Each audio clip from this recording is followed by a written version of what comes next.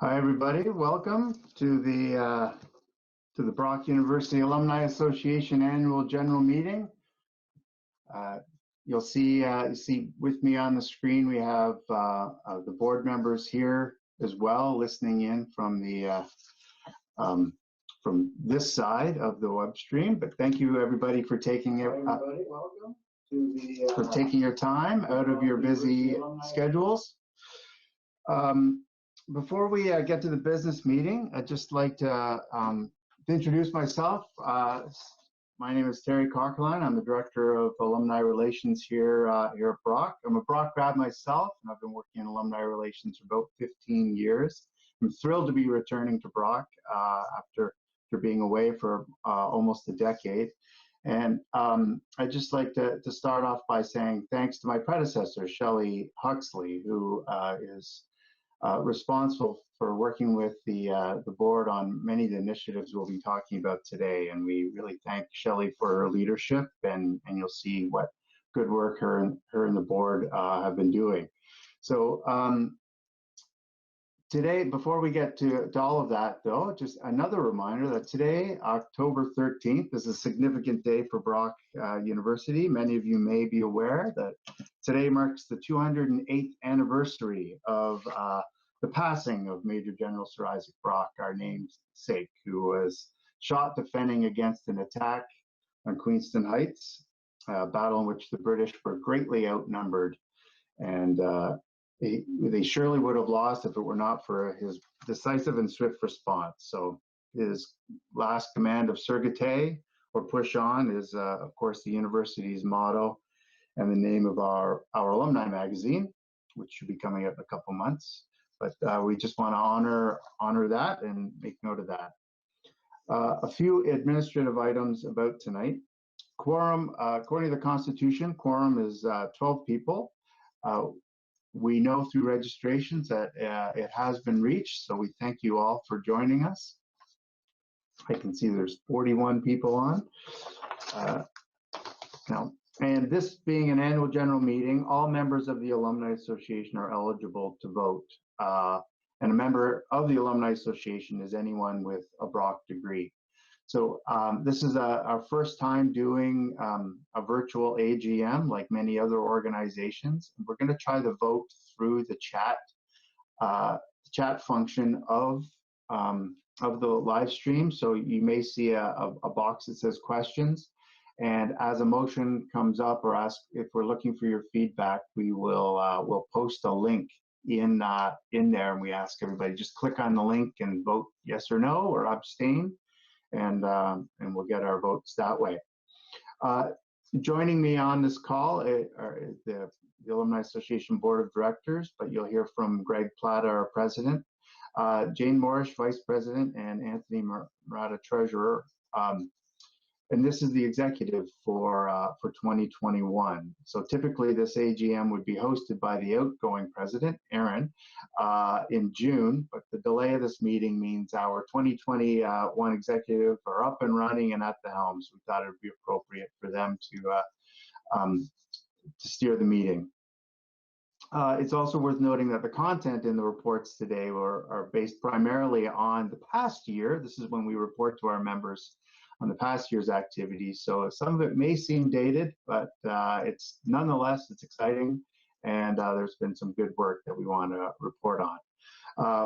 You know, the board is a very dedicated and enthusiastic group of individuals who work hard to move alumni relations forward at Brock. And I'm personally grateful for them and for all of their dedication, for giving so much of their personal time to attend the meetings and events when we had them both on and off campus. I'd also like to extend my deepest gratitude and thanks to the many alumni volunteers who over the time help implement all of these things, and all things we're talking about today would be impossible to deliver without the slew of volunteers, so thank you.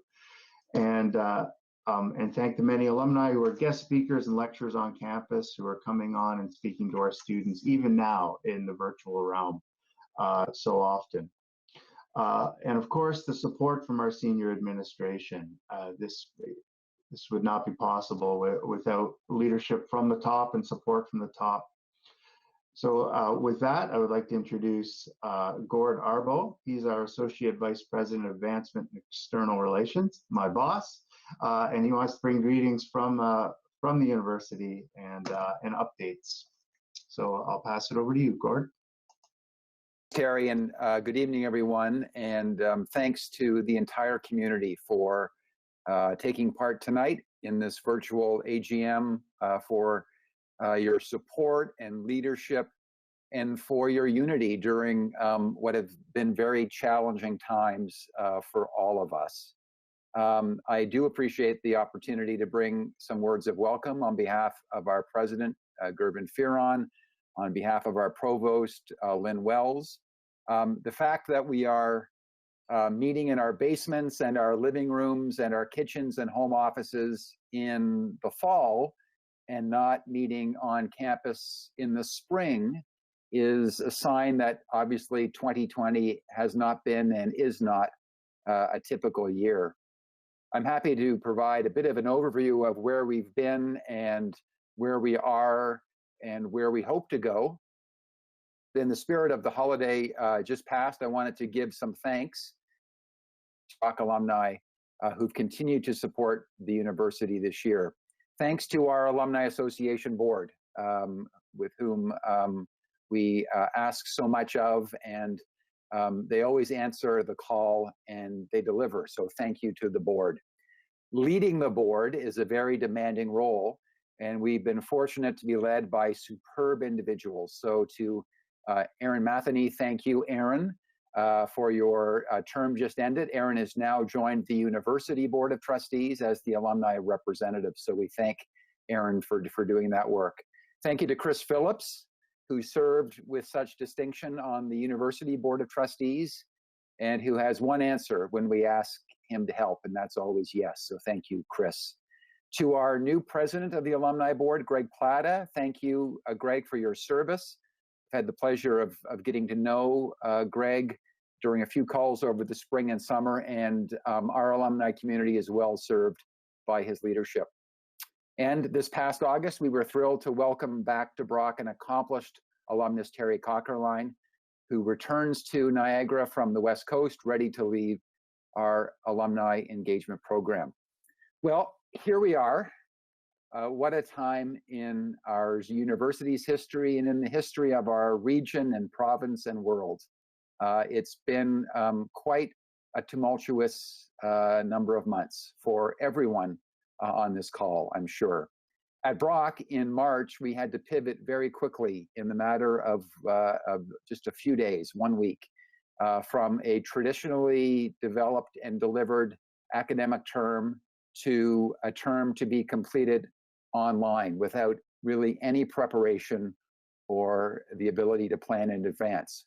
So it's a great testament to our faculty, to our staff, but most importantly to our students who have shown great resolve and flexibility and good nature to be able to pivot so quickly in March to complete the academic term, the winter term of 2020. In the spring and summer terms, we had fairly strong enrollment at BUAA, again, a term delivered completely online. And then the fall term, September, which was launched, again, almost completely online, thanks to really the work of our faculty, staff, and again, our students who have shown great flexibility. For the winter term to come, we would anticipate and have announced that we would be, again, mainly online, with some on-campus activities for classes that can't be held without special equipment or special spaces. In student residence this term and next, we have about 300 students living in residence. We have capacity for about 2,400. So the campus, if you have not been by, is a little different feeling than you might recall from your time at BUAA. So it's been, again, a very hectic and busy time for all of us connected to the university. Some of you are probably living that tumultuous time in your own households with young children who may be going to school. Some of you may have students at university yourself and trying to manage that. And of course, many of you are working in unique circumstances, either from home or remotely from other places. So it's been a very challenging time, but as I said to our team last week in an all-staff meeting, you know, I'm confident for the future. We have hope for the future. We have confidence in our students, gratitude for our graduates, and really a sense of thanks for all the work that our alumni contribute and all the work that all of you help contribute as we try to steward Brock University towards what will be its 60th anniversary in 2024. So I'm pleased to be with you tonight on behalf of President Fearon and the senior leadership of the university. Thank you for all that you've done and all that you do and all that you will do in the months and years to come. And I'll turn it back to Terry now for the rest of your meeting. Great, thanks, thanks, Gord. Really appreciate that, and appreciate the message from the president, of course. So with that, I'll turn the meeting over to our current president, Greg Plata, and who will take it from here. So over to you, Greg. Thank you, Terry, and thank you, Gord. Good evening, everyone. I'm Greg Plata, president of the BUAA. Quite the turnout for a virtual AGM, and thanks to everyone who's joined us this evening. Needless to say, this is a little different from what we're used to, and to add to that, due to the fact that we're recording, there's about a 20-second delay. So to ensure there's enough time between agenda items and for voting, we'll include about a 30-second pause for each one, so please bear with us. This is an AGM first. That said, let's get started. So I'm going to call the meeting to order now. Quorum is 12, as Terry mentioned, and we have verified that, and we're good to proceed. So moving on to the agenda, would someone like to move the approval of the agenda? Aaron, that's great. Can I have a second? Anyone? Lisa, any help? Cooper, perfect. All in favor? And at this point, 30 seconds. Any opposed?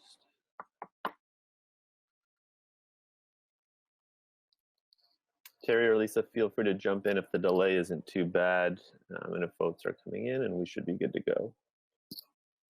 Votes are not coming in yet, Greg. Okay.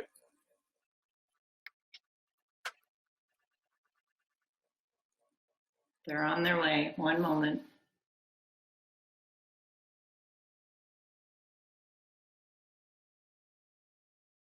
A couple of people have been posting in the actual chat room and the feed. That will work as well.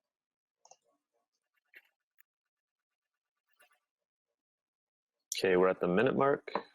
Okay. All right, all in favor, any opposed?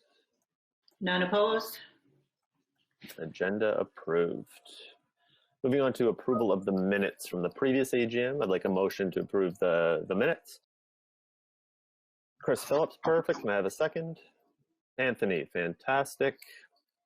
Any changes? All in favor? Start the clock now.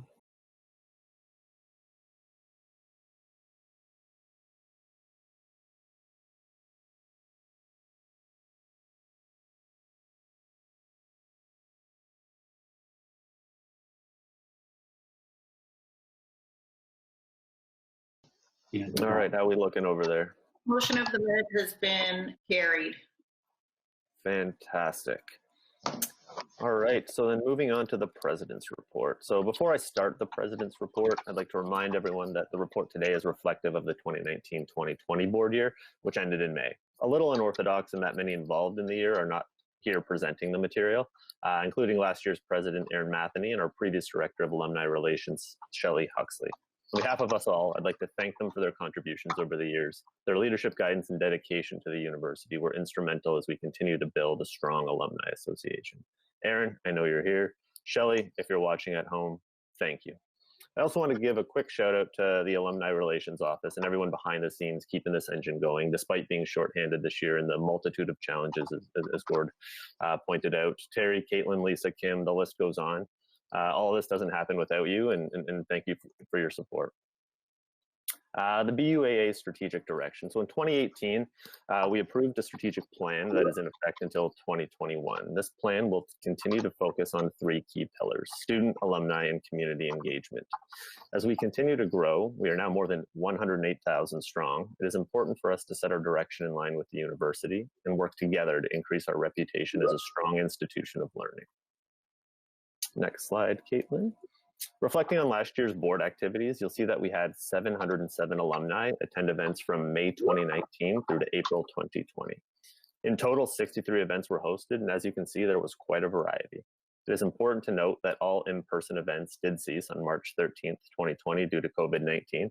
Since that time, all events have been virtual, and as you're seeing today. In terms of the committees, I'll do a brief rundown of their activity over the last year, beginning with outreach and sponsorship. Expanding from an original mandate of community outreach and sponsorship in the years past, the OSC has narrowed its focus in order to concentrate on current students and on-campus events. The committee also updated their terms of reference to reflect this change going forward. In a traditional sense, we as a board have endeavored to focus more on undergraduate and graduate student engagement and building a stronger relationship with partners, stakeholders around campus. This was done by being present at student initiatives, supporting university-led events, and offering financial or resource-based sponsorship for student events. The OSC's efforts were sadly cut short in 2020, but we now have a more specific mandate with clear deliverables and processes going forward. Community engagement. Over the 2019-2020 academic year, the Community Engagement Committee had two focuses. First, they worked to identify alumni doing outstanding things for their own communities with hopes of collecting names to put forward as candidates for the Community Engagement Award. After careful consideration, the search landed James Simmons, BRLS 2011, founder of the Toolbox Project. James received the 2019 Community Engagement Award for his contributions to the Niagara community through the Toolbox Project. To date, the initiative has distributed more than 1,600 boxes of hygiene products, clothing, and books to men in homeless shelters or accessing social services during the holiday season. The committee also explored opportunities to engage alumni in different communities through the endorsement of existing community programs. In the Niagara region alone, we supported alumni through programs such as the 19th Annual Women in Business Award and the 40 Under 40 Business Achievement Award. We also saw record-breaking registration at an event we created in partnership with the Niagara Ice Dogs. Next slide, please. Recognition of excellence. In addition to coordinating congratulatory letters to Brock alumni around the world, the committee accepted nomination for the Distinguished Alumni Awards. We are proud to have extended recognition to alumni who best exemplify the spirit of our university and alumni network. We are so lucky to have an alumni network full of such high-achieving and contributing individuals. This is the list of the last year's recipients. Due to the delay in this meeting, it's worth noting that the 2020-2021 award winners have recently been announced. Normally, we would report on this group at next year's AGM. However, we felt appropriate to acknowledge them today. This group is currently in the process of receiving their awards. Congratulations to all. At this point, I'd like a motion to approve the President's report, including the committee reports. Jane, thank you very much. Can I have a second? Chris, beautiful. All in favor? Starting the clock.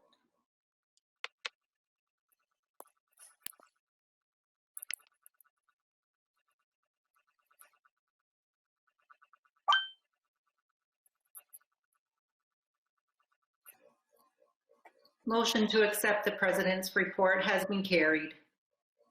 Perfect. Thank you very much. At this point, I'd like to call on Anthony Murata to review the finances of the year. Thank you, Greg. Just want to confirm everyone can hear me okay. Okay, great. So this is the financial report. Can we get to the next slide here, please? Okay, so this is a budget to actual summary for our alumni budget from last year. As you can see, we spent just over $10,000 of the approximately $19,000 budget for the year. The details column on the right-hand side here indicates the projects and initiative that the funds were spent on. As you'll see, really the only major variance to budget was on marketing and advertising, and that's largely a result of fewer events, as we mentioned earlier, in March and April after COVID-19 hit. You can see at the bottom right of the chart that left about $9,000 unspent for the year. It's important to note that the unspent funds, they don't roll over. However, we can confirm that the Alumni Association has received a 2020-21 budget allocation of $23,650, which is slightly higher than what we had for this past year. And that's going to allow for further investment in programming or tools in response to the pandemic. It's also worth noting that the funding from the budget comes from the university, funded by revenue generated through affinity programs. Do we have any questions tonight on the budget?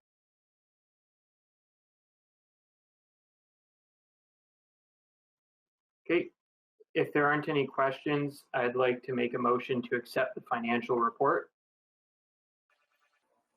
Okay, Cooper, thank you. Do we have a seconder?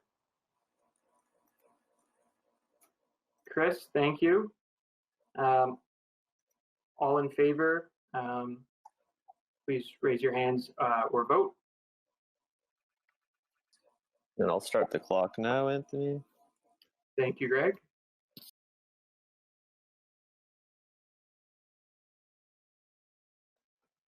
The motion to accept the financial report has been carried. Very good. Perfect. Thank you. On that note, I will turn it back over to Greg. Perfect. Thank you, Anthony. At this point, we will move on to the slate of directors for 2021.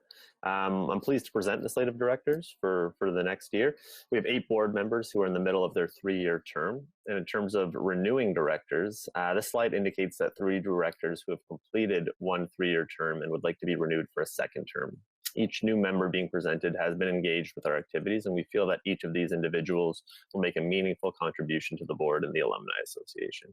There are no new members slated to be added at this time, and recruitment efforts are ongoing, and we anticipate a number of new board members joining at the next AGM. At this point, can I have a motion to renew the 3 members listed for a 2nd term on the board? Cooper, fantastic. Can I have a second? Chris, brilliant. Any questions or discussion at this point? And I will start the clock.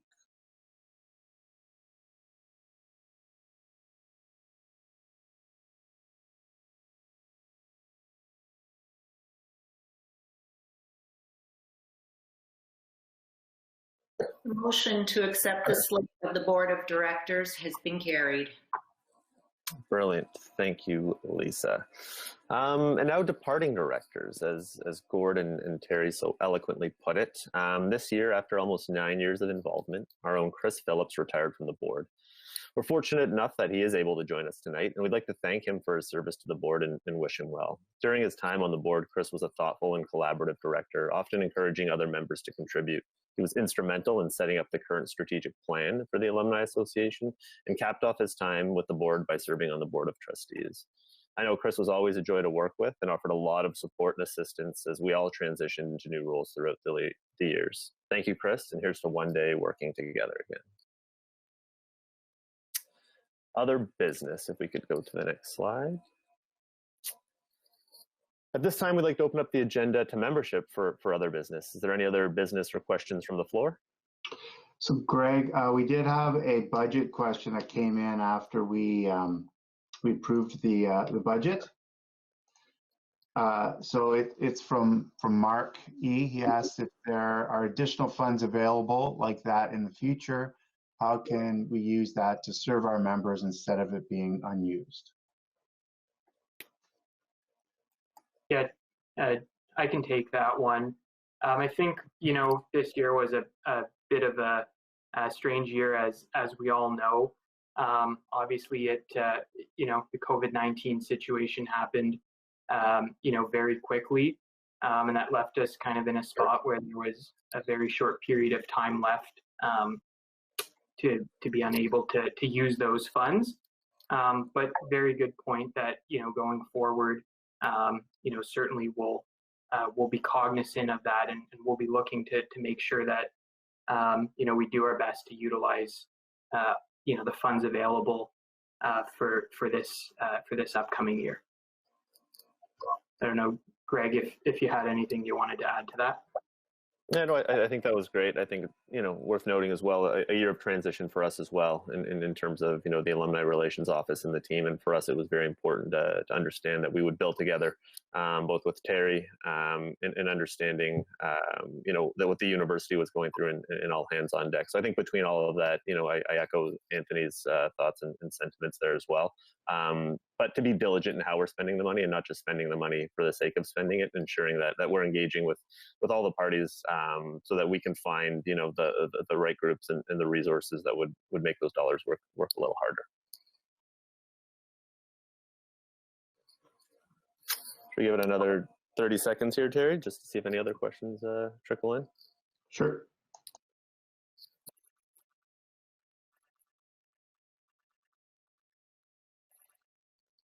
Well, maybe I can touch on other business and upcoming events, and if any other do trickle through, we can. We do have another question that has just come in. So Brad, I've posted in the chat, but Brad Clark has asked, do you anticipate the shift to online and virtual alumni programming will benefit alumni engagement? That's a great question. And I think at this point, it's understanding that the situation is still fluid for us. First and foremost, we want to be able to bring alumni together, for alumni to help each other, to help promote the university to prospective students, to help support and mentor those current students, and do what we can to help bridge the gap as they take the next step in their career path. So for us, it'll be, again, a big part of our plan is redefining the relationship between the institution and the student at the various phases throughout their life cycle, both before, during, and after Brock. So, if that is, focusing on virtual events, we'll do our damnedest, but it's also working with the university to understand what programming and technology they have, so that we're not building in isolation, we're building together and taking that step forward together. So exciting times as well to think about what we can do in terms of access and opportunity. But for us, putting the alumni and the students front and center, and doing what we can to support and be a voice to advocate. So definitely encourage any suggestions as they come through. So, please feel free to reach out, and happy to see what together we can come up with. Thanks, Greg. Do you mind if I weigh in just briefly on that one? Yeah, and Jane or Anthony, feel free to as well. Yeah, I think you articulated it very well, Greg, and I think this is, so the short answer to that question is I actually think that this change will benefit alumni engagement in the long run, because we'll be finding new ways to engage our alumni, and our alumni, this is a great example of how just people in general are used to being engaged virtually and more comfortable with it. So I think it opens up a lot of opportunity, and it also opens up the opportunity to piggyback on stuff that's already happening around the university, some amazing content that we can now get out to the alumni audience in a more active way. So we're looking at ways of doing that right now.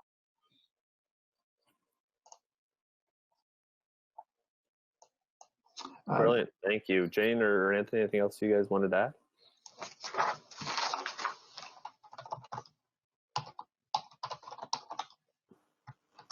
Nothing from my end. Thanks, Greg. Nothing from my end either. You guys covered it great. Brilliant. Moving on. Upcoming events. Before we wrap up, we'd like to bring these upcoming events to everyone's attention, in particular the wine tasting with Angela Aiello on October 27th.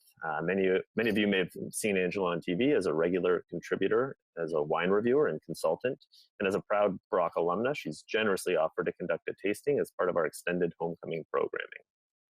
Speaking of which, those of you who may be celebrating your 1st, 5th, 10th, 25th, or 50th year reunion are still eligible to win a prize with our homecoming photo contest. You can upload your photo on the homecoming website at brocku.ca/homecoming/reunions to enter the contest. At this point, we'll be looking for a motion to adjourn the meeting. Jane, thank you. Can I have a second? Chris, how fitting. Thank you again for joining. Cooper, all in favor? Any opposed?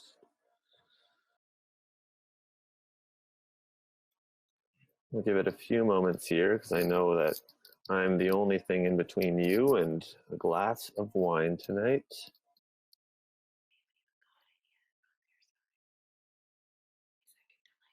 Oh, is it? Okay. Yeah. You only have one response. Oh, and we can hear you guys.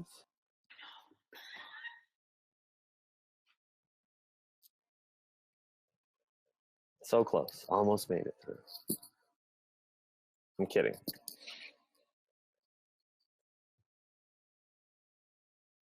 The motion to adjourn has been carried. Fantastic. Thank you, Lisa. And thank you, everyone, for joining us tonight. We really appreciate you being part of tonight's festivities. And we'll see you at homecoming, if not before. Thanks, everyone. Thank you. Thanks for Thanks, sharing the Greg. meeting. Thank you. Have a good night. Bye-bye.